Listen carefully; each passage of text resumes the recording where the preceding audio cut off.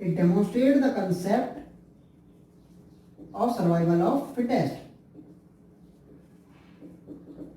Survival of fittest given by Charles Darwin. Welcome to the audience of Internal Biology. Myself Gaurav Sharma, an MBBS student at GR Medical College, Gwalior. Today our topic of discussion is a very interesting topic, that is phytohormones.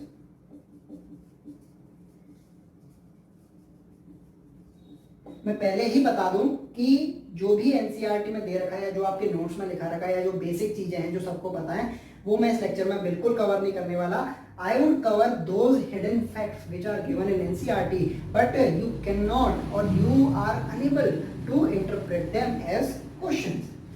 So let us start without any delay. I know your time is very precious.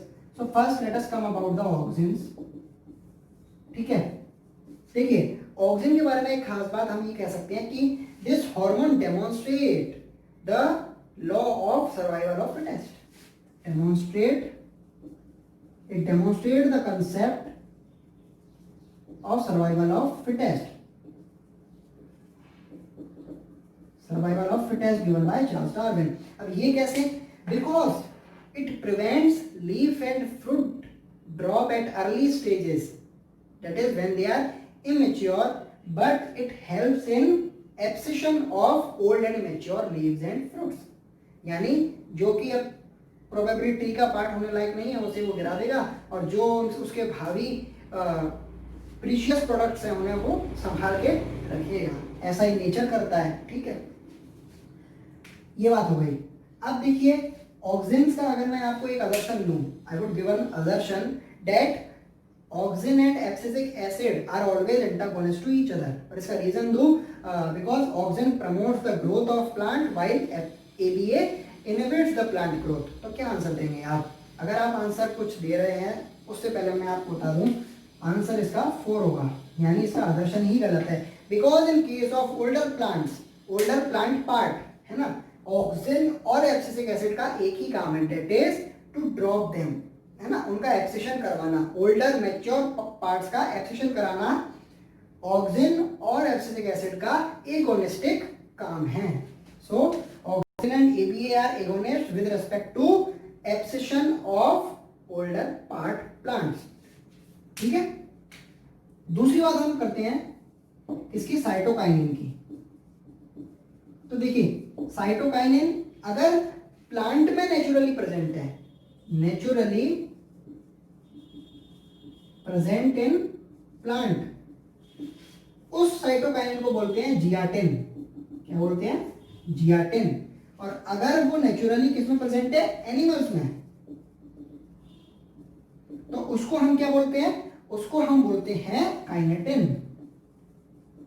हमें kinetin herring sperm DNA में मिला था, और zeatin किसमें मिला था? Coconut colonel और various oils में मिला था, है ना. ये खास बात है साइटोकाइनिन के बारे में. अब अगर मैं आपसे एक क्वेश्चन पूछूं, if I ask a question to all of you कि how many phytohormones are involved in cell division? How many phytohormones are involved in cell division? तो आप क्या आंसर करेंगे? एक, it is cytokinin. Your answer is totally wrong. Why? Because cell division is initiated or it is done by auxin as well as cytokinin.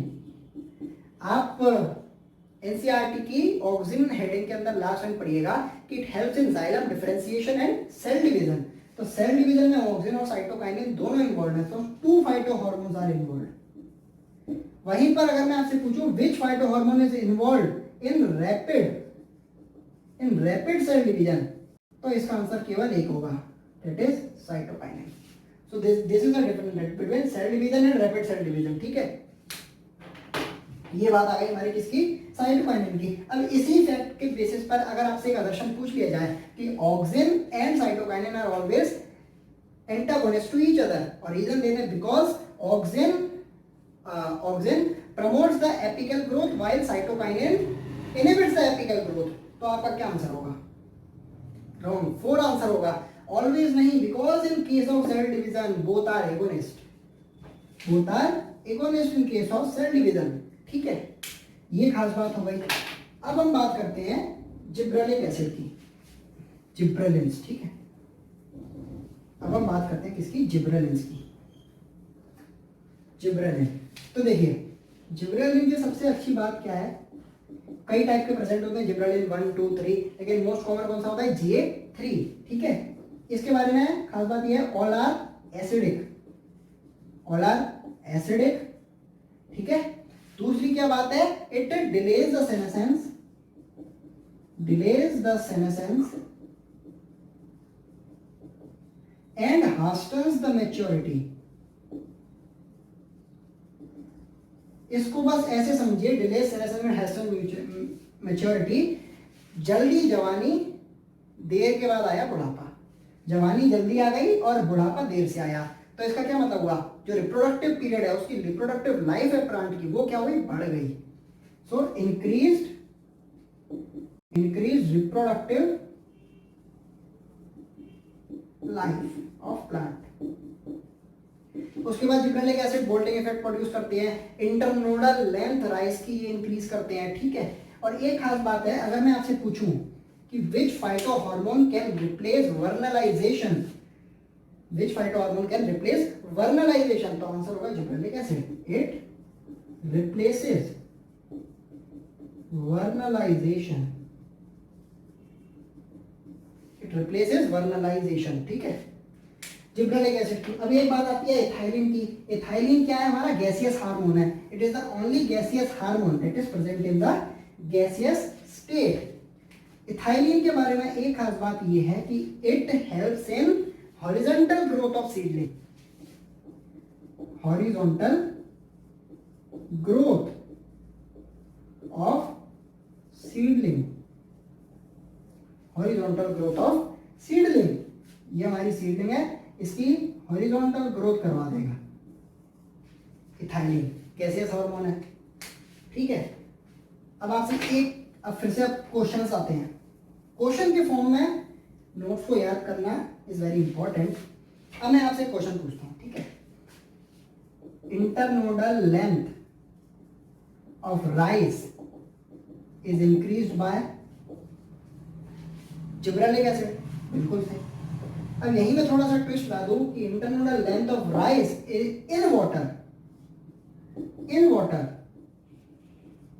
Is increased by, तभी gibberellin, गलत, तब होगा ethylene.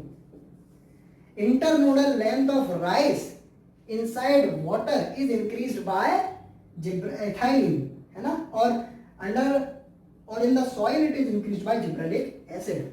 NCERT में है ये, गौर से देखिएगा, ठीक है। एक क्वेश्चन मैं और पूछूं, जो पोटैटो ट्यूबर होता है, पोटैटो ट्यूबर की स्प्राउटिंग में कौन सा हार्मोन इन्वॉल्व होता है, कि स्प्राउटिंग में, तब उसमें भी इथाइलिन होता है। वहीं अगर पोटैटो ट्यूबर की डोर्मेंसी ब्रेक करनी हो, पोटैटो ट्यूबर की डोर्मेंसी ब्रेक करनी हो, तब कौन सा हार्मोन इन्वॉल्व होगा, जिब्रेलिक एसिड। ये ध्यान रखिएगा, ठीक है। ये बात खत्म हुई। उसके बाद हम किस बात पे आ जाए, अभी तो आपको कई नुस्खे मिलेंगे नीट निकालने के, बस आप बने रहिए। देखिए एक चीज मैं आपसे पूछूं, फ्लावरिंग इन पाइनएप्पल, ठीक है। दूसरी चीज मैं आपसे क्या पूछूं, fruiting in pineapple,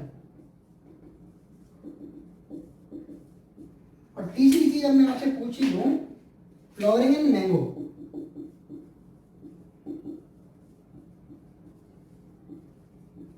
flowering in mango कौन से फाइटोहार्मोन इन्वॉल्व है, पहले वाले में ऑक्सिन, बाकी दोनों में एथाइलिन।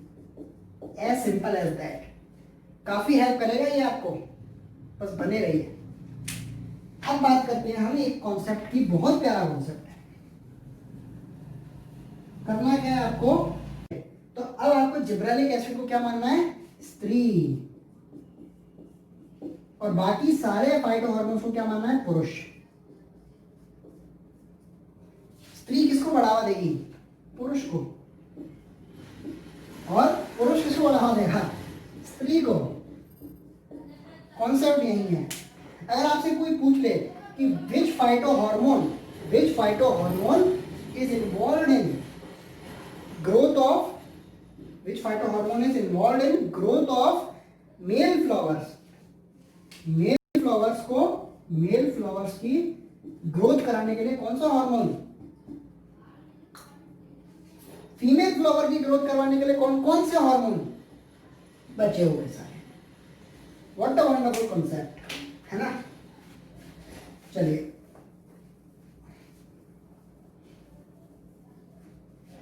लास्ट में एक कोरिलेशन भी हम देख लेते हैं, क्योंकि नीट जनरली कोरिलेटेड क्वेश्चन पूछता है। अब ये फाइटोहार्मोन कहाँ से कोरिलेटेड है? It is correlated with molecular biology, it is correlated with your respiration.